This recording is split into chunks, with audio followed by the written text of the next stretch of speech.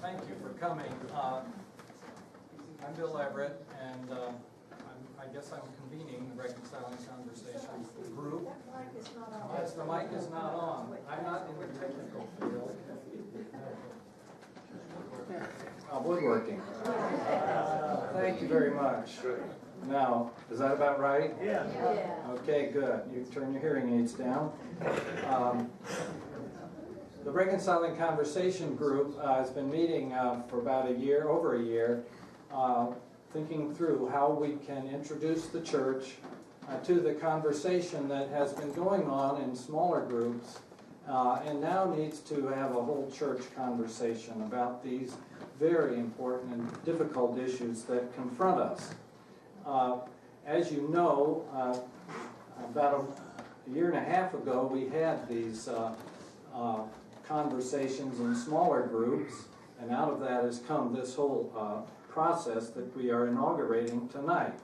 It will be a process of storytelling, and Betsy's going to tell us about that in a minute, of study, and three of us will be introducing you to that process, and a heartfelt conversation, because we believe that only through the sharing of our stories and through heartfelt conversation in an environment that respects all points of view and all kinds of experience can we come to a path that God is taking us on. In 2012, the Roundtable Worship Gathering, where many of these conversations had taken place, became formally affiliated with the Reconciling Ministries Network as a reconciling community within our church. And there were 4 points that we put across in that we welcome people of all sexual orientations and gender identities, that we seek to deepen our understanding of sexual and gender diversity, that we work for full inclusion of all persons in the life and ministry of the church, and advocate for greater justice for all people in caring for God's world. And that then set off a wider conversation. What would this mean for our whole church? And that's what we're starting tonight. The Reconciling Conversations group does have a place on our The City. So if you go to the groups and say Reconciling Conversation, you can sign up to get things. We're starting to learn that technical stuff.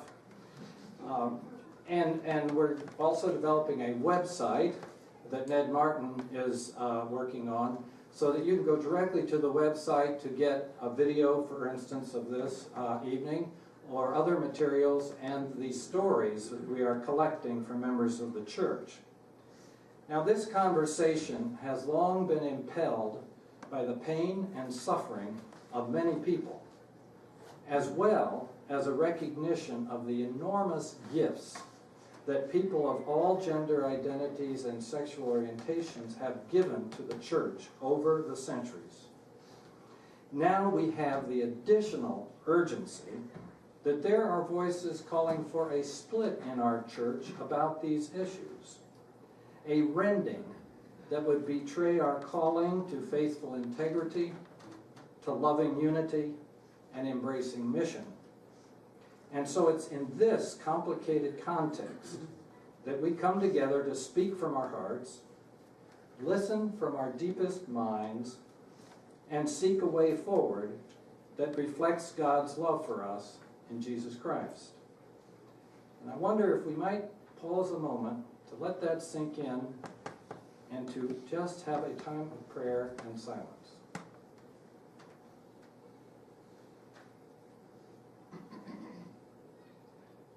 O God, our Creator, Redeemer, and sustaining Spirit, guide us from our fear into your love. Lead us from our blind ignorance into the wisdom of your light, from our alienation into your creative renewal of our lives. For we gather in the Spirit of Jesus, who draws us all to his table of peace. Amen.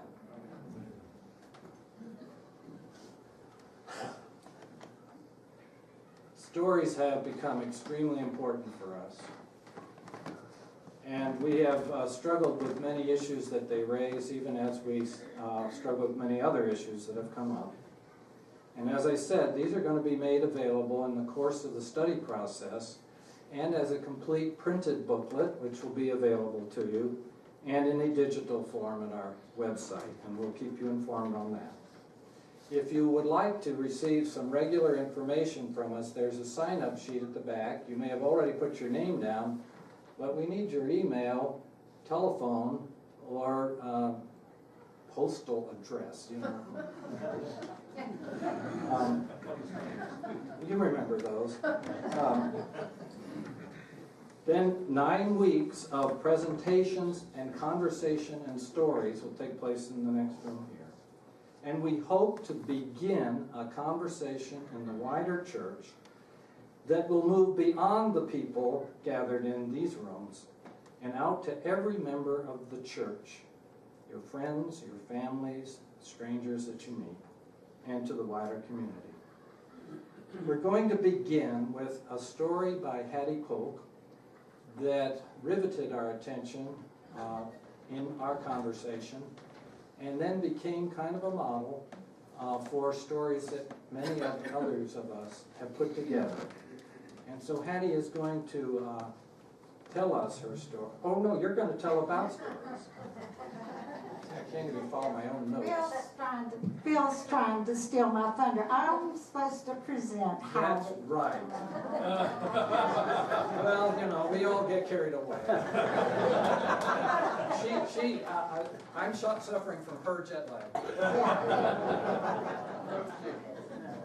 I am going to talk about the power of story for just a minute before I introduce Hattie. As an elementary school teacher, I discovered early on the importance of story as a teaching tool. It seemed that nothing engaged my students and enhanced their understanding like the stories. So that led me to think about the importance of story in my own development, mentally, emotionally, and spiritually. And when I looked at the impact stories have had on my life, especially in my spiritual development, it was really an eye-opener. Now, I've heard thousands upon thousands of sermons in my life. And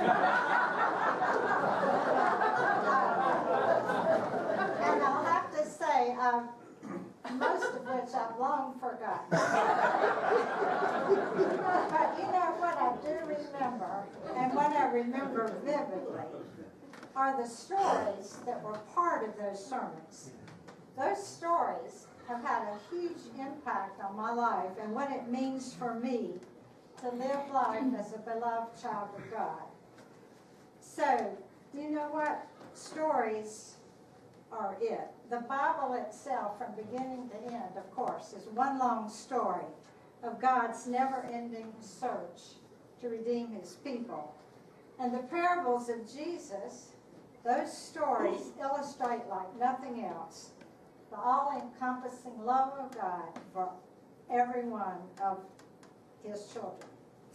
I've been privileged to be the compiler of these stories that Bill's been talking about in the Reconciling Conversations group.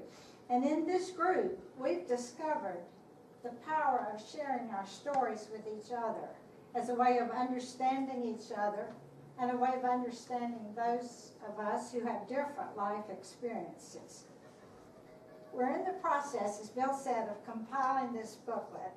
This thing's supposed to fall in. Anyway, we're compiling this booklet of these stories, which will be available to you, as Bill said, in hard copy and also online. And this is a wonderful booklet. These stories will just tear at your heartstrings. They're the stories of the way our experiences with friends and family members have shaped our understanding of sexual orientation and gender identities. So, we hope that these stories are going to help all of us in our understanding of these difficult issues and bring healing and reconciliation to us, our church, and to the wider community. I'm very privileged to present Hattie Pope to be the first of the sharer of these stories. Thank you, Hattie.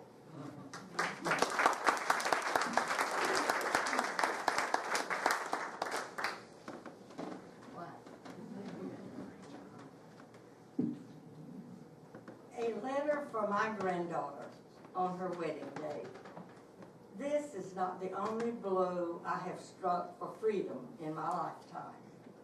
I have always been a champion for those in our society who were not treated equally. I worked diligently, often at great personal sacrifice, for racial justice, and I marched in Ireland's International Women's March for Peace, but I never dreamed where this would ultimately lead me. Several years ago, when my church began actively seeking to become a reconciling congregation, I was eager to participate. We sat around a table lighted with a candle and told of our experiences. I was deeply moved by some of the emotional experiences of some when telling that although they had worked in the church all of their lives, they had brought up their children in the church, that now, because of the sexual orientation of their children, the church had hurt them deeply, turning its back on them, and they were now no longer welcome. At that time, I did not know of any family member that fit into this category, but I felt deep compassion for those who did.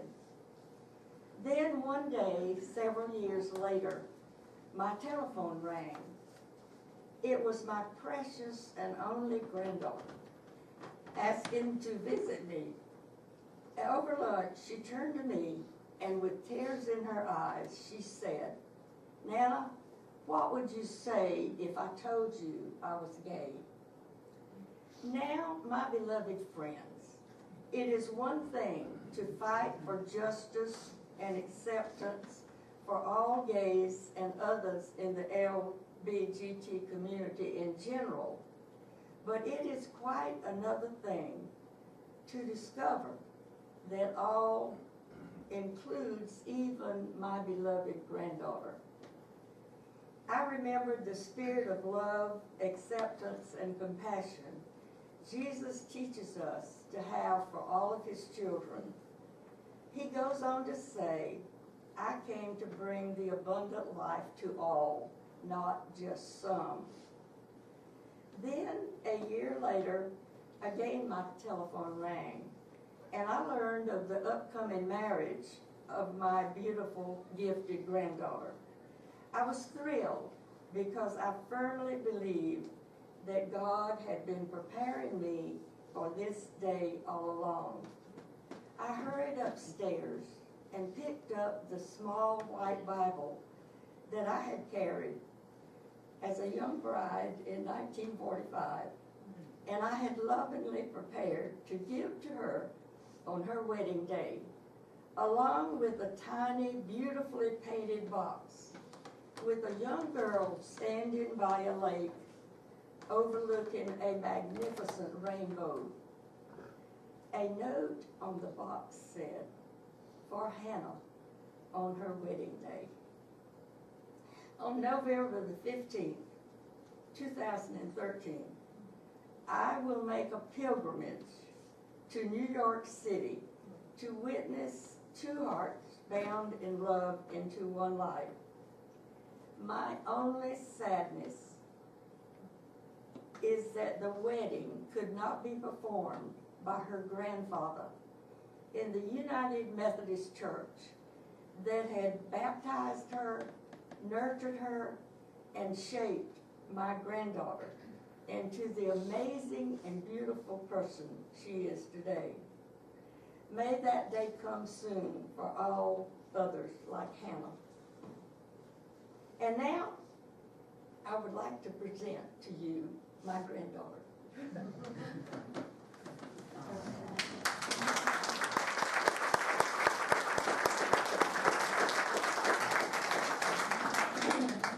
On the day Hannah was born, after returning home from South Carolina, a magnificent rainbow appeared in the sky to the east of our home here at Lake Junaluska. It streamed from mountain to mountain, perfect rainbow. And I believed then, as I do now, that it was a sign that God gave just for her. After finishing high school with honors, she enrolled at the University of South Carolina. The day she left for college, returning home from leaving her at college, another rainbow spanned the sky as her parents crossed Lake Murray, and they felt again that this was a sign that God would take care of her. Hannah was graduated magna cum laude, earning a degree in music. Later, she earned her graduate degree in education at Columbia College. She was director of bands at the school where she taught, was an active band clinician, and played in the Florence Symphony. She played in the statewide Palmetto Concert Band and was invited to play in Chicago at the Midwest Clinic's annual International Orchestra Conference.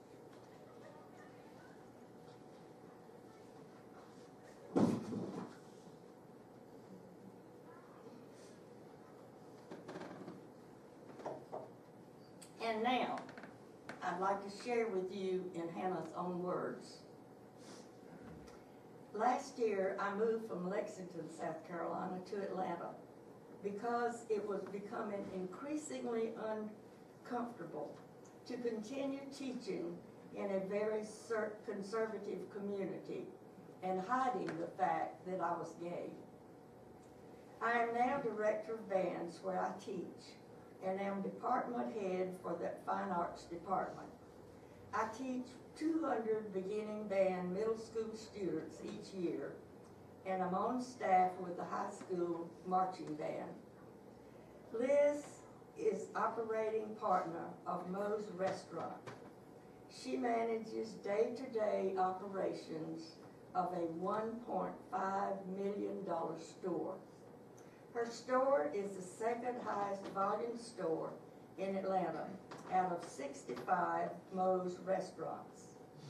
She is responsible for hiring, training, and leading a staff of 30 people in a customer service environment.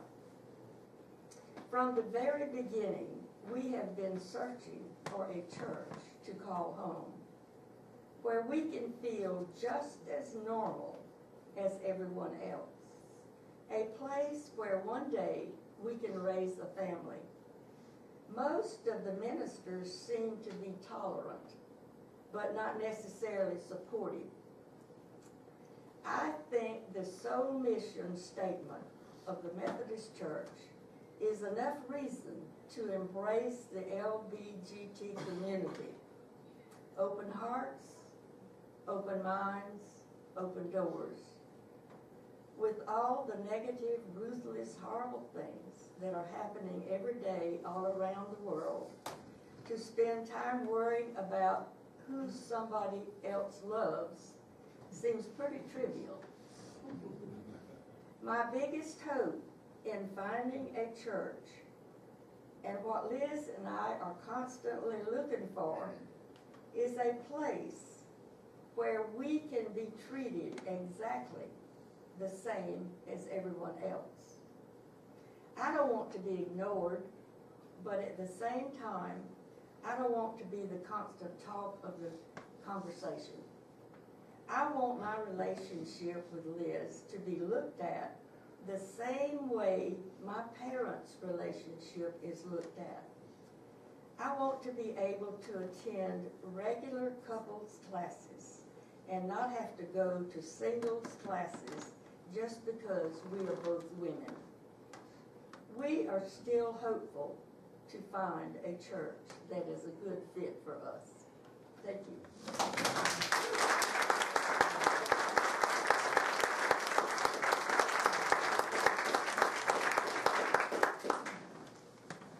We know that you have a lot of things you'd like to talk with Hattie about. And we want to have conversation like that in future sessions. There's two things you can do. Unless you're in the choir, in which case you're mandated to leave at 7:05. Hattie's going to stick around, and you can talk with her afterwards. You also found on your seat a little card. And if you have something to write with, or if you don't, where's Diane? Diane has pencils. Put down any questions, comments, and hand them in to Charlie and Diane, and they will be fed forward into our future sessions, so that the presenter next week, Matt Holmes, will have some stuff there already that's feedback, okay? Right there now? Hattie, thank you so much. I'm going to bring this up. No one is taller than Hattie in spiritual stature. But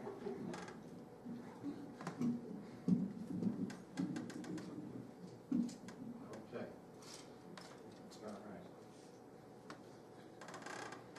There'll be three sections, 3 weeks each, coming up starting next week. And the first one will focus on psychological and medical issues. And Matt Holmes, who is a psychiatrist in our community, is going to lead those sessions, and Matt's going to tell you a little bit about what he's going to cover. I don't know how tall I really am. But I don't have much to read, I was just going to talk. So I'm starting out the first few sessions, and like you said, I'm a psychiatrist, and I've been coming to these reconciling meetings for a while. I was going to say I'm not sure how I ended up there, but I'm glad I did. And I'm going to leave mine's really focusing on what I've learned from my work as a little bit of my story that I can share more is that over the years I've had friends, I had a roommate in medical school that came out during that time, have family now that are gay, lesbian, and so that affected me watching what they were going through. And then in the work I do, which I love, I think I have a dream job. I'm a psychiatrist who work with people with schizophrenia and addiction, but I treat the whole gamut, work in a community mental health program. But in my work, I've really seen a perspective of people that are suffering that looks like not suffering because of what they're doing. Folks don't come and say, I'm uncomfortable with how I'm feeling or who I'm attracted to. It's more, I'm coming here because of some of what they're going through in regards to the society, the stress, rejection, those things. And so I thought I could give that perspective and spend the first few weeks doing that. So the first week is we're going to talk about terms and statistics and some of what theories as far as how people or how genetically or socially or just theories on how people come how this starts. We're going to talk about some of the ways that people would like to be referred to. And so it's kind of an introduction that first week. The second week is really going to focus on some of the meat of what I see, and as far as starting out with a child who might identify or come across as gay or lesbian or LGBT person, and the bullying that they go through and some of the consequences of that, suicides that LGBT youth and adults. And then we're learning more about homelessness of youth, sometimes teenagers, sometimes young adults, oftentimes that are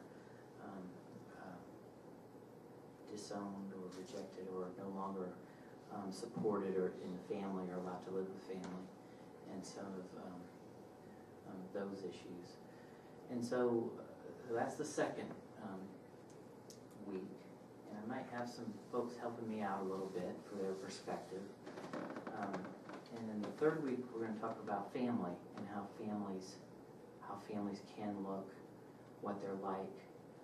Hear from some people in families that look different from the usual, and a little bit about marriage. But I think I'm going to leave most of the, you'll hear more about the next few weeks, but I'll leave most of those more biblical and ecclesiastical discussions to the current or former clergy, right? Okay, so that's it.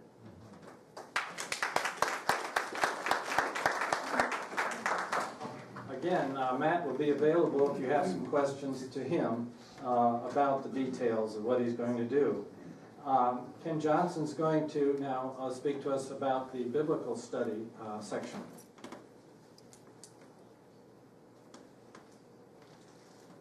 We all regard the Bible as the authority for Christian faith and practice. That's not controversial at all. The problem comes with our understanding and interpretation of its words. As for sexuality, we find in the Bible such terms as abomination, vile affections, and dishonorable passion. Somehow we won't understand these words and these expressions alongside other terms such as love, acceptance, and goodness. On October 15, 22, 29, we'll be finding our way through these biblical passages and others, seeking illumination for our journey of faith in conversation about sexuality. On October 15th, I have the privilege of leading us in an overview of the subject, giving particular attention to the way we read the Bible. We'll also try to see how the Bible helps us implement the church's motto, welcome all, grow in faith, and engage our world. Now, we're blessed to have two big league batters to step up to the biblical plate on October 22nd and 29th. The Old Testament batter will be our own Wilson Strickhausen. As you know, a former Air Force chaplain, associate pastor here at First Church. We all know about Wilson's work in preaching and healing and ministry to the needy. On October 22nd, we'll be able to relate to Wilson as a Bible teacher.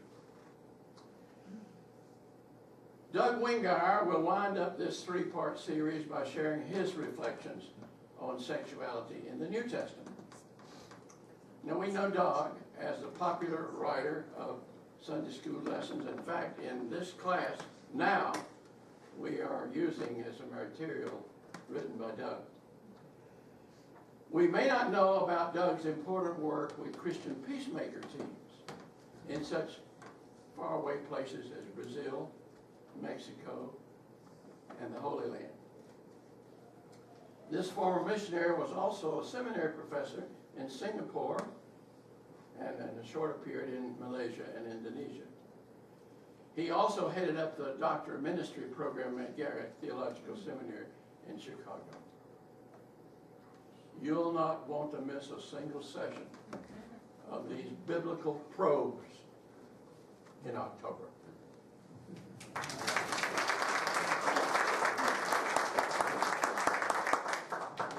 Look on Ken as my marketing man.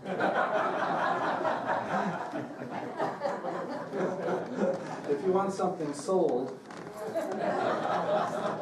go to Ken. The third series will be theological, ethical, and ecclesiological. And we're going to have light supper ahead of time. I taught ethics and theology and ecclesiology, studied the church, nothing to do with your nerves, for about 30 years before I finally got here and can be with you folks. There certainly are a huge number of theological issues that arise in this conversation. And I'm going to start that further conversation by just focusing in on two concepts that keep coming up in the stories and in conversation. One is nature, and the other is grace. My daughter, when she was very little, went on a walk in the woods with me, and we got to a stone, and she, 3 years old, turned it over and looked at all the little scrawly things on it and says, nature. Well, our conception of what is nature and what is natural and unnatural, this has really permeated a great deal of discussion, and whether our nature is sinful or good or what have you. So we'll do a little of that, and then grace. Wesleyan type folks, most of us, many of us, grace is on our tongue quickly. But how does this work in this context of understanding and deepening our faith in the context of sexuality? So nature and grace, and we'll get into that a little bit. The second one, the ethical perspectives. I'm taking off from what actually Helen King said in her story, which you'll hear later, that this is not about sex. It's about love. It's about relationship. The biblical view is always about relationship. And sex may be a powerful motor, but it's love that is the whole vehicle of life. And we Christians have long struggled over the question of how to relate our human loves to divine love. Whether it was St. Paul or St. Augustine, they rejected marriage and the sexual life as part of the higher Christian calling. And they accepted marriage only because it might channel otherwise destructive drives. And this view prevailed in our church for centuries, until the Reformation. Now, how do we join that kind of conversation today with understandings and experiences of our human sexuality that the ancient teachers and preachers couldn't or wouldn't entertain? What should be the structure of the love of couples, of parents, of families, of friends? That's where I take Matt's direction, that we'll talk about marriage from an ethical, a Christian ethical point of view. And what should love and the way we put together our personal loves mean in the life of the church? Well, we have 50 minutes for that. If you want the complete course. Bishop Charlene Kammerer, who I saw somewhere, right there, yes, is going to lead us in our final session. And she could speak to this, but I didn't say you've got to do that. And you can talk to her afterwards about what she plans to do in November, right on the heels of a very important bishops' meeting about these very issues. So we will have an incredible opportunity to get the freshest kind of news. I know I'm setting you up, but we'll have a prayer session while she's there. The book that she will be highlighting is a copy, my copy's on the back there, with other materials, all of which you can take except for the two that are on the back, but there are ways to get hold of those. Finding Our Way, Love and Law in the United Methodist Church. Wonderful essays by bishops around these issues. And so that really will kind of culminate it to point out that this is not merely a personal issue or a congregational issue, but a global issue. And we, as a global church, have to participate in how the whole global church moves forward. And that is an incredible task that complicates and challenges us even more. And you are invited to come to those classes, as many as you can, and they'll be in that room there. Now, I am going to turn this over to Wani, or Betsy and Wani will really be on my case. I'm getting carried away with this whole thing. Wani is going to take over now, and we'll hear his story as well. Thank you, Bill. And wow, as I listen to these programs that are going to happen over the next 9 weeks, I'm excited about them, and I hope you are too, because this is a time of struggle in the church. It's a time of learning, and I think what we are trying to present through this program will be a wonderful opportunity for all of us. And I hope you'll come, and I hope you'll bring other folks with you. And again, I remind you about the cards that are on your seats. And we really are quite serious about this. We want this to be a conversation. We don't want to have those of us standing up here just to lecture. We want it to be a true conversation. And one way the conversation can begin is with your questions and your comments.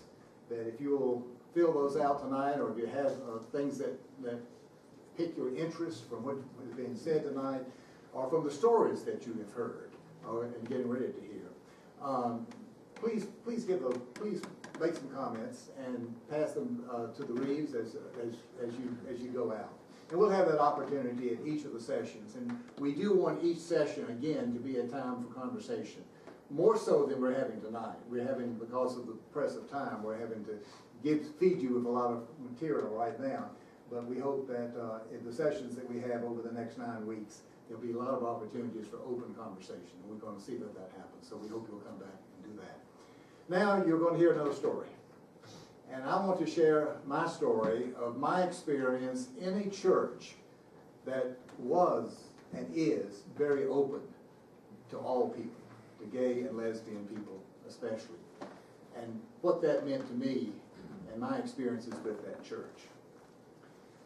It was the first week in my new appointment at First United Methodist Church in Charlotte, when the secretary came in and informed me that a young man named Bill had called and made an appointment to see me that day. Well, when Bill arrived, he came to my office and introduced himself as a member of the congregation, though he said he wasn't a very active member. And after the typical introductory chit-chat among the two people who had never met each other before, he said, "Now, the reason I've come today to meet you is to meet you and to let you know that I am gay and I have AIDS, and I want to know if you will be my pastor." Wow.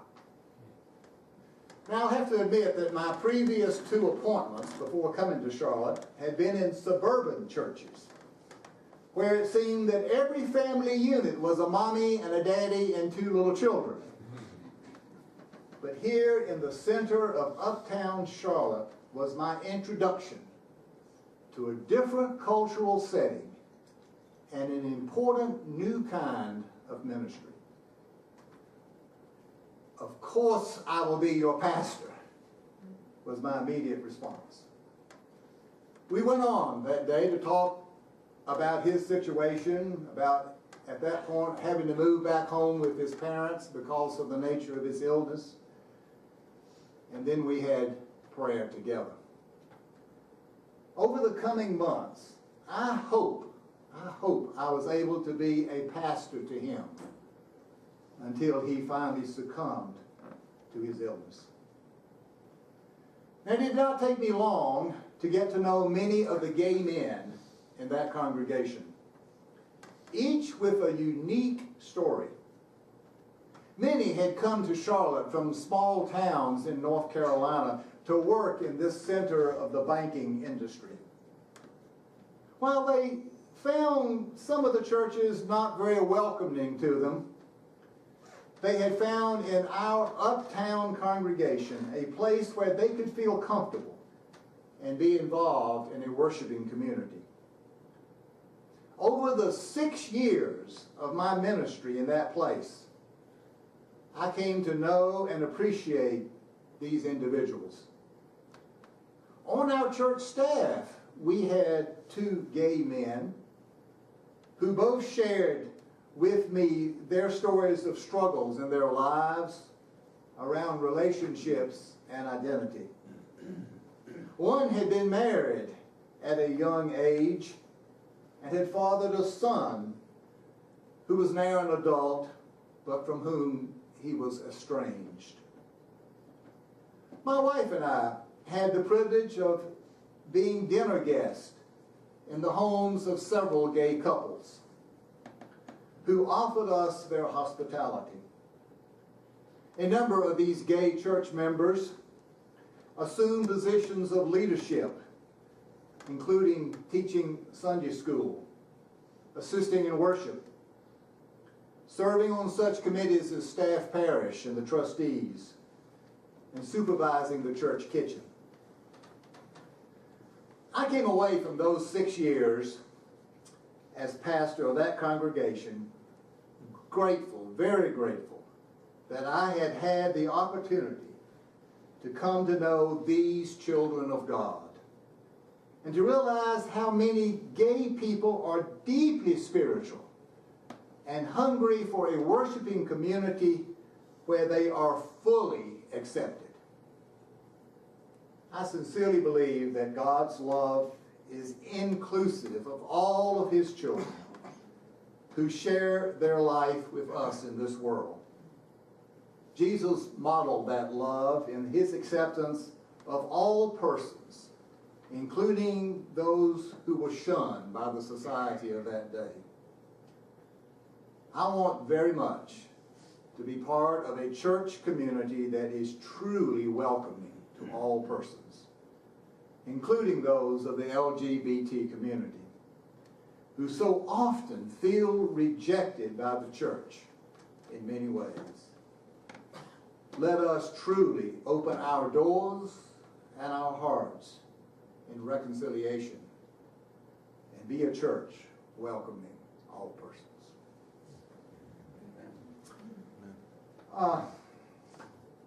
You've heard stories, you've heard where we're going with this material over the next 9 weeks.